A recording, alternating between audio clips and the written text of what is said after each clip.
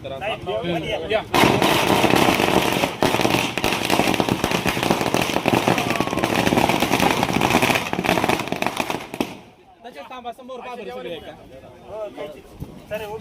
सगळे समोर. तर या संदर्भातचा उद्घाटन सोहळा जो आहे तो अनेक दिवस व्हावा अशी अपेक्षा सर्वच गावातील लोक मागणी करत होती. आज त्याला मुहूर्त ठरला आणि त्या निमित्ताने आज या उद्घाटन प्रसंगी जुन्नर पंचायत समितीचे माजी सभापती दीपक शेठ आवटी, शरदचंद्र पत संस्थेचे अध्यक्ष एम डी गंगाळे साहेब, त्याचबरोबर माजी उपसरपंच आणि शरदचंद्रचे संस्थापक जी के आवटी सर, त्याचसोबत गणेश सहकारी दूध व्यावसायिक संस्थेचे सर्व चेअरमन, व्हाईस चेअरमन, सर्व संचालक मंडळ आणि असंख्य असणारे दूध उत्पादक सभासद, गवळी बांधव या ठिकाणी उपस्थित आहेत.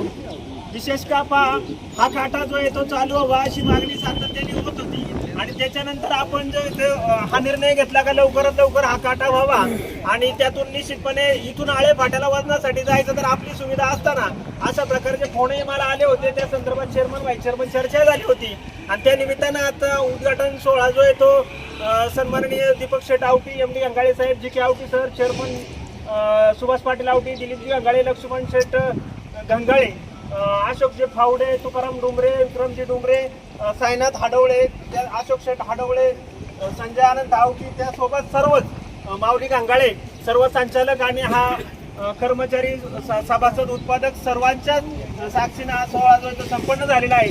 त्या निमित्तानं शुभेच्छा देतील सन्माननीय एम डी गंगाळे साहेब.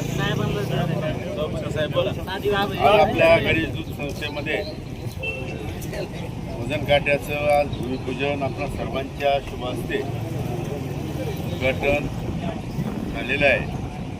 पहिलाही आपला संस्थेचा काटा होता, परंतु तो बिघडला आणि क्षमता वाढवायची होती म्हणून हा सुमारे 60 टन वजनाचा काटा या संस्थेने या ठिकाणी बसवलेला आहे.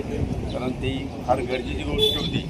आपल्या इथं रोज मालाच्या गाड्या, दुधाच्या गाड्या, जनावरांचा चारा, तेच मालाच्या गाड्या त्या यायच्या आणि त्या वजन करायला जर दुसरीकडे जायचं ठरलं तर ती गैरसोय व्हायची. त्यामुळं हा निर्णय संस्थेने अगदी तातडीने घेतला आणि त्याचं काम पूर्ण केलं. आपली दूध संस्था ही तालुक्यात नाही तर जिल्ह्यात नावाजलेली संस्था आहे.